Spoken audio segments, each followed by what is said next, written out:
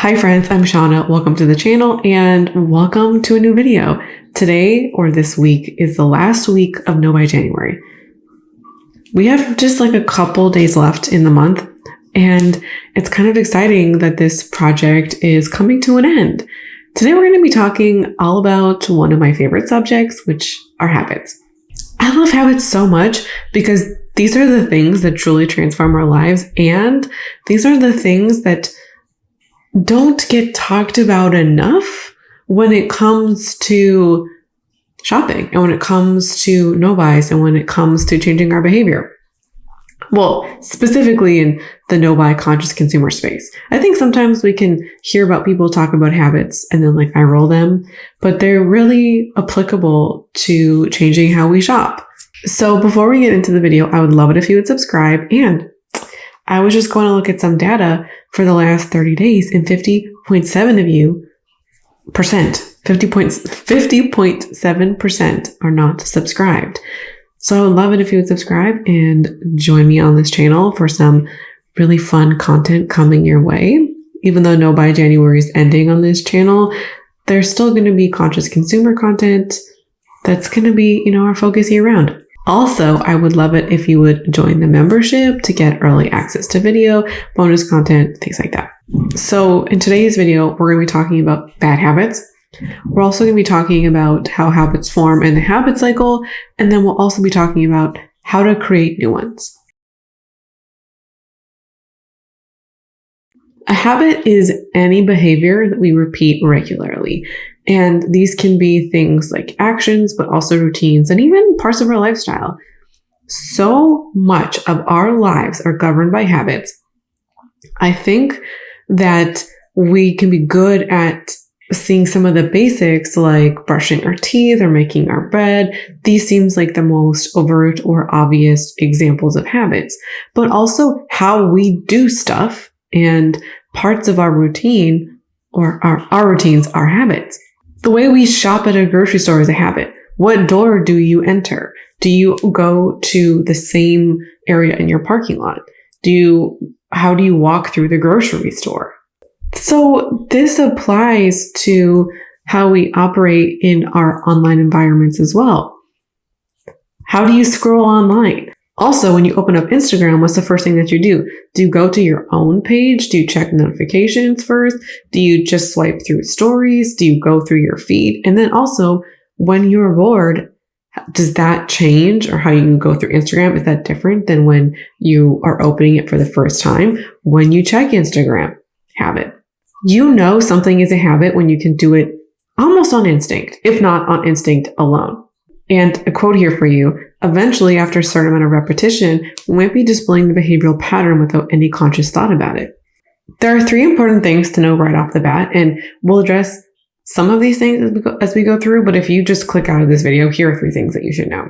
Number 1, once you form a habit, it cannot be removed because it is permanent in your brain. Your brain remembers, and your brain wants to do the easiest thing. So it will default to whatever the easiest thing is, unless you are consciously making an alternative choice, aka changing your habit. Your brain doesn't have a grasp of consequences, it just wants what's easiest. So often what the default is the bad habit, and these are habits too, the default. And so if we want to make good habits, we need to be conscious about the choices that we're making. Dr. Alex Korb writes, each time you follow the same path, it becomes more and more defined in your brain. The neurons are wired together more strongly, and each time that you activate that specific brain pattern, it becomes easier to activate it next time, and so pretty soon it's nearly impossible to create a new path. This is why you go back to bad habits when you're not diligent about changing them or upkeeping new ones. We can break bad habits. It's not impossible. We do it all the time, but we have to be conscious about doing so. Number 2 is that habits take time to change. We're talking about weeks here, not days, and often months as well. And the irony of this whole situation is that giving up is also a habit. I'm so sorry to tell you this, but I guess maybe not, because the more you know. So if you give up every time you have a slip up, then that's a habit, and you have to retrain your brain and retrain yourself to make an alternative choice to create a new habit. Number 3 are that coping mechanisms are also habits, but they are the most deeply ingrained habits that we have. Again, according to Dr. Alex Korb, to get rid of a destructive coping habit, you just can't get rid of it. You have to switch it with a more positive one, because otherwise you're just left with stress and no way to deal with it. It is this right here that causes a lot of problems for people on a no-buy. I say this because if shopping has been part of your coping mechanism in any way, by going on a no-buy and putting nothing else in its place, Dr. Korb is suggesting that we will struggle because you have no way to relieve your stress that the coping mechanism is serving. And so that's why a lot of people fail or struggle in their no-buys. You have to switch it. You have to come up with a healthier alternative. So experimenting with alternatives is just going to be a great thing right off the bat.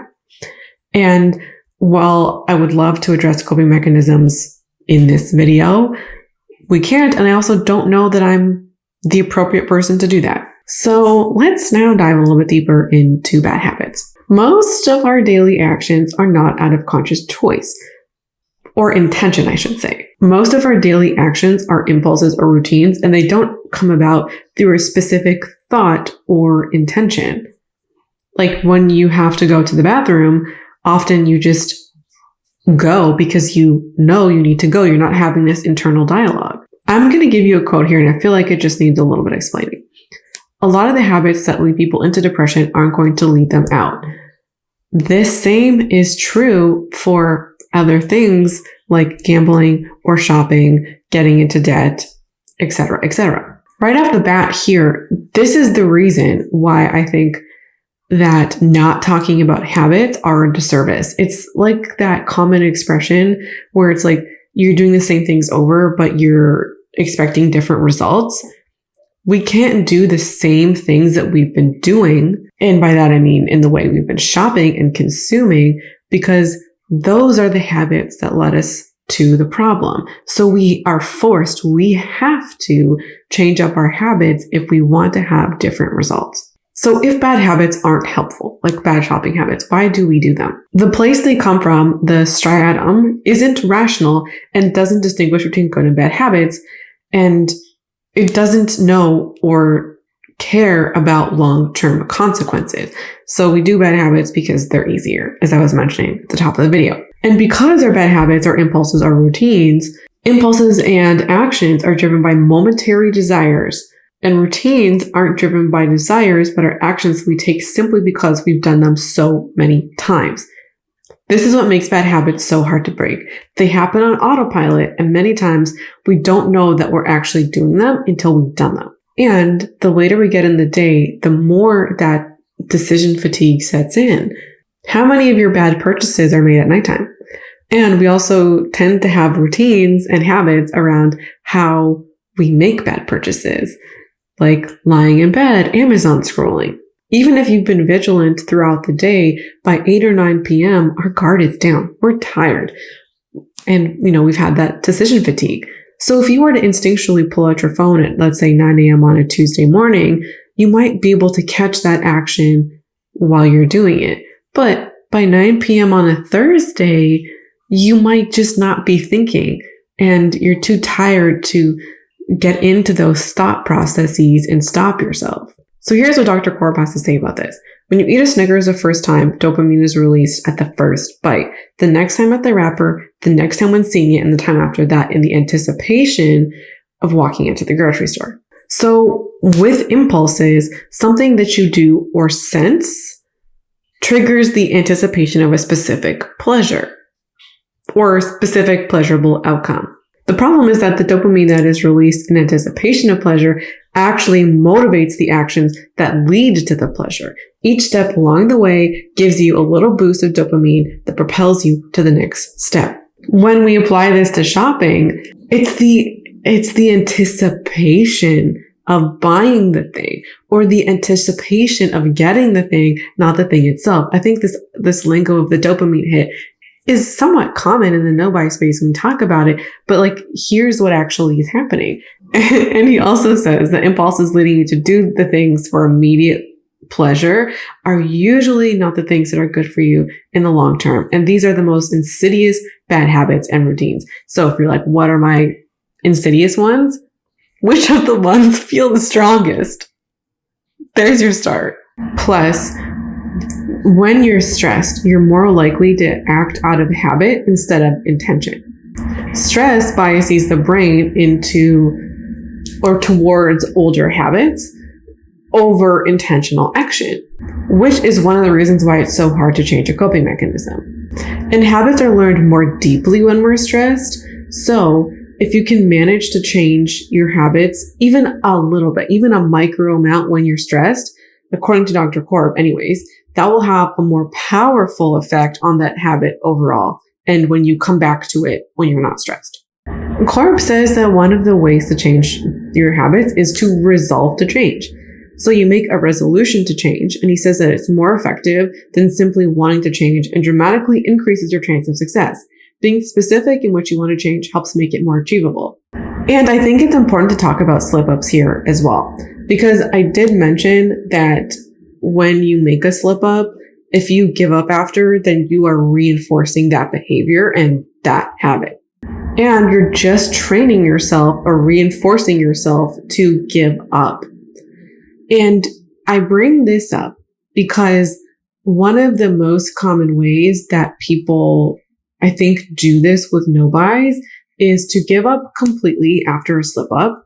Or, this is my take, when you make a slip up and then you day zero it. So let's say today is January 28th and I messed up today. I made it 28 days and now I'm going to start tomorrow as day 1. It's a clear call out to yourself and the way that you think, the way that you perceive yourself, your brain ultimately, that you failed. But mistakes are not failures. And if we are day zeroing it every time we make a mistake, we can constantly be feeling like a failure and like we can't do it.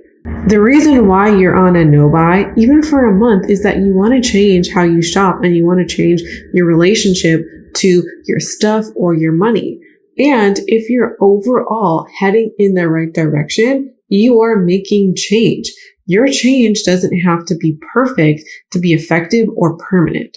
Starting over every time you make a mistake can really deter your progress and also affect you mentally. Like, it can affect your self-esteem, how you view yourself, and it can just completely cut off the rails or cut you off the rails and just completely demotivate you. So if you make a slip up, no, it's not day zero.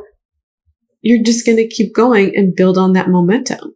Let's get into the habit loop. And this is when we're going to be talking about how to start good habits and how to change bad ones. And there are 4 steps to any habit.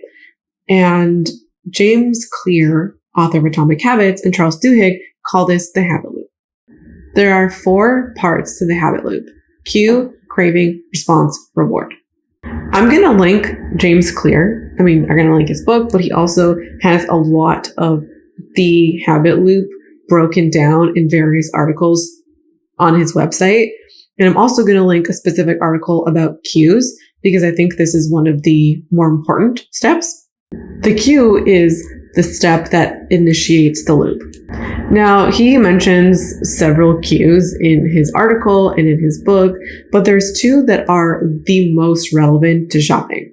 And these are location and emotion. He also talks about time, which absolutely plays a role as well. Location is your environment, and this is what James Clear argues as the most powerful driver of mindless habits because they are often reactionary. His example is: see a plate of cookies, eat one. You never would have eaten one if you never saw it. And I argue that being online is also an environment and can trigger habits. It can be the cue. Being on socials, for an example. How many times have you wanted to buy something only after it coming into your feed? You never knew it existed. You never wanted it. You weren't looking for it, but you now do because it was presented to you. You can control a lot of your physical environment and online environment. even though you might not have complete 100% control, you still have a lot of it. The last one here is emotion, and being in a particular emotional state can trigger a craving, or in other words, a release or a resolve to your emotional state. So if we're talking about negative emotions, being stressed or sad can create this craving to release that emotion or resolve it or fix it in some way. Like, I don't want to be stressed anymore. I don't want to be sad anymore. The second part of the loop are cravings, and cravings are just cravings of the reward. And they are the motivational force behind every habit. So the cue makes you aware of it, but it is the craving that drives the whole process. What you crave is not the habit itself, but the change in state it delivers. The reward for shopping is the dopamine hit. And while we might on the surface think that it's stuff, it's really the promise or the allure of stuff, which is the dopamine hit, drives the whole process. So the third part of the loop is the response. So it's the thing that you actually do. It's the action that you take, which would be doing the habit, doing the thing. And then the last part of the habit loop is the reward. It's the thing that you wanted all along and the goal of the entire loop. What you get when you complete it. The cue is about noticing the reward. The craving is about wanting the reward. The response is about obtaining the reward. We chase rewards because they serve two purposes. They satisfy us and they teach us. The question is now, how do we create good habits? And James Clear has 4 different solutions for each step of the loop. So for cue, make it obvious. Make the habit that you want to do as obvious and or as visible as possible. And so this is about the things that initiate the loop. So if you want to know to take a specific action, how do you make taking the action as clear and as visible as possible? You could put a reminder on your phone to check in with yourself every week or every month. If you want to have a reflection on your no-buy, you could put your journal right on your bed or right on your chair if you want to do some journaling or reflecting on your process. If one of your goals for your no-buy is to use what you have, you could put a project planning checklist right on your wall or right on your dashboard or on your computer. If you're budgeting, you could just set a weekly reminder every Saturday at 9 a.m. as an example to enter all of your things into your budget. There's so many ideas here on how to make your positive action as obvious and as visible as possible. The second thing is make it attractive. How do you make doing your desired action as desirable as possible or as attractive as possible? So James Clear does suggest habit stacking, which is doing 2 habits together or one after the other. So if there's something that you have to do, my best example here are washing dishes or folding laundry. You could piggyback a habit on that, or you piggyback a reward with that. So when I wash my dishes, I am saving my best shows and best videos for that time. And it makes doing that less sucky. While doing your dishes is not an example of something that is no-buy specific, how do you make doing the thing you want to do as fun or as attractive as possible? And so this is a little bit where I talk about making your no-buy fun instead of something to suffer through. When you make doing the thing as attractive as possible, then you'll want to do it and you'll enjoy doing it too.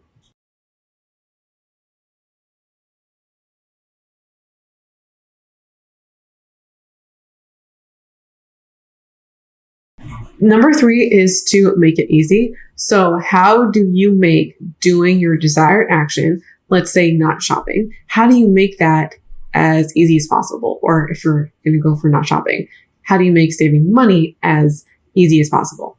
The ultimate question that James Clear asks is, how do you prime your environment to making it easy.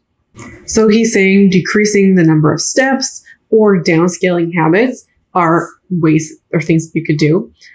So examples could be removing your credit cards from all online purchases. So you have to physically go get your credit card to check in. You could also leave your credit card in a place that is not easy to access. I leave my credit card in my purse and it does not come with me anywhere until I need to use it. So I can't just instinctually roll over and grab it in my bed. I think breaking habits down in an effort to make them easier is a really good solution, because not buying something for a year sounds like such a daunting task and sounds like something that could be so huge. And it's like, well, how do I not buy something? Like, how do you not do something that can just sound so hard and like such a meta goal? So we could break up our year day by day. How do I just get through this day? How do I make living one day at a time as easy as possible? But we can break down our goal too. So let's say one of your goals is to be a conscious consumer. That sounds kind of meta, kind of daunting, kind of like a big task. And asking yourself that question could even avoid us trying to do something about it because it sounds complicated. So if you ultimately want to make better shopping choices, you can come up with a list of questions. And this is a recent example.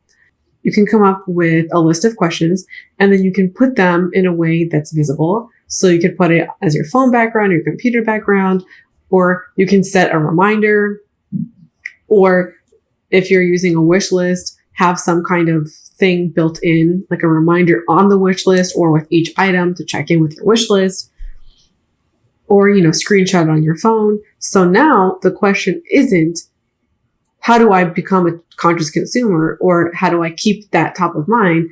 Your question is, how do I look at my list? Like, you've just made it so easy that you already have your questions that you're going to ask yourself. You don't have to remember the questions. You don't have to do anything. All you have to do is now remember to look at your list.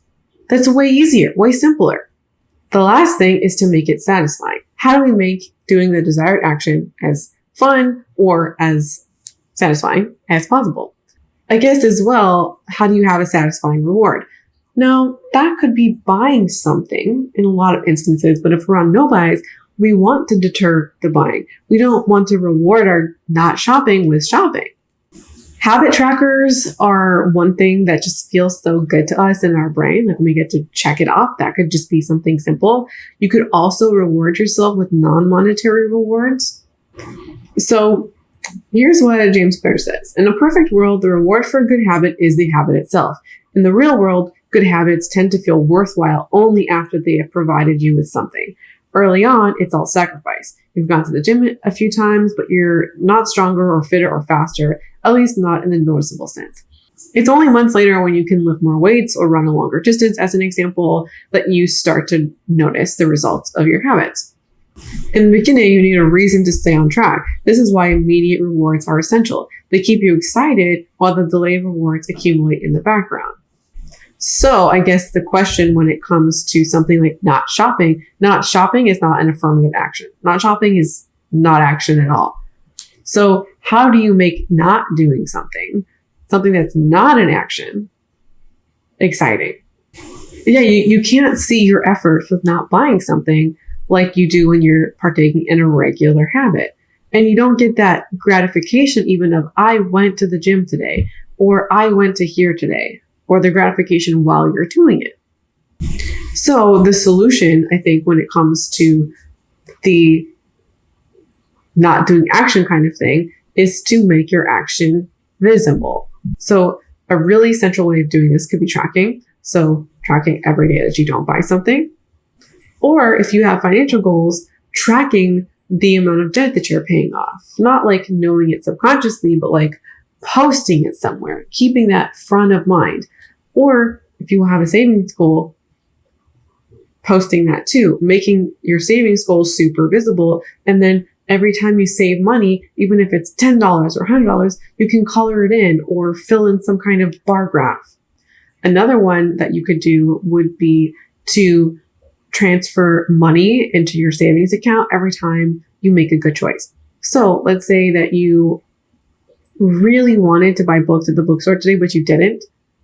And those books were, let's say, $30. You could transfer $30 into your bank account. Or you want to go for Starbucks this morning, but it's on your no-buy list. You could transfer $10 at the end of the day.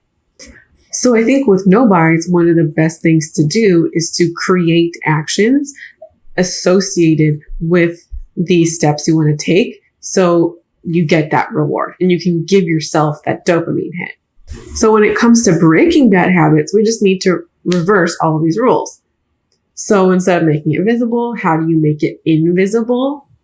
Reduce the exposure and alter your environment. Hide the credit card, delete the app, delete the account, things like that.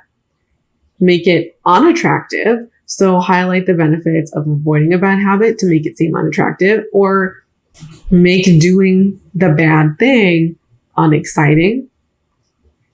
I think this one could potentially devolve into shame tactics, which wouldn't be fun if you shamed yourself every time you did something bad, but maybe finding some kind of way to not turn it into a punishment. So also for the response, make it difficult. So how do I make shopping or spending money as difficult as possible? And then the reward, make it unsatisfying.